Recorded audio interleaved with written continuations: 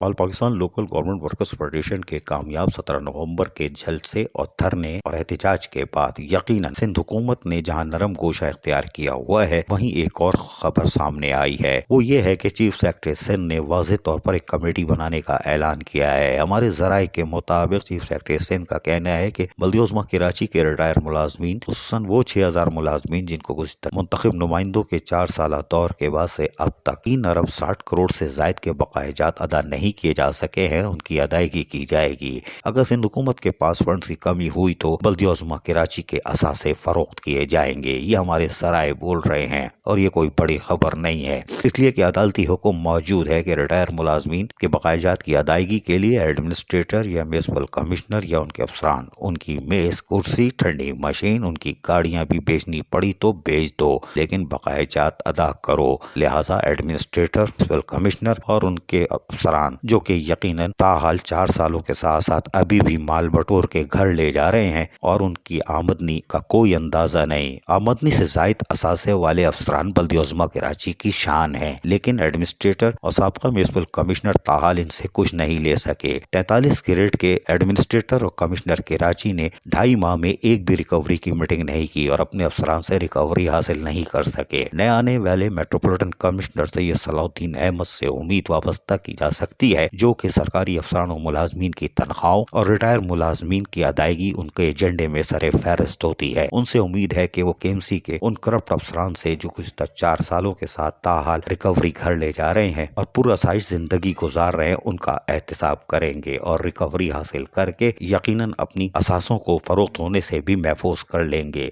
ताहम रिटायर मुलाजमीन के एसोसिएशन के डॉक्टर सईद अख्तर ने जुल्फ़िकार शाह से मुलाकात करके उनको जहां मिठाई खिलाई, वहीं कामयाब धरने और एहतजाज पर मुबारकबाद दी थी और उसके साथ साथ रिटायर मुलाजमीन की बकायाजात के हवाले से आने वाली खबरों पर भी यकीनन खुशी का इजहार किया। All Pakistan local government workers federation और उसके साथ साथ रिटायर मुलाजमीन के डॉक्टर सईद अख्तर की अदालती कार्रवाई की काविशों का नतीजा है कि रिटायर मुलाजमीन को अब उनके बकायाजात मिल सकेंगे। अजीज आरिफ, KBS बल्दियाती न्यूज़ कराची।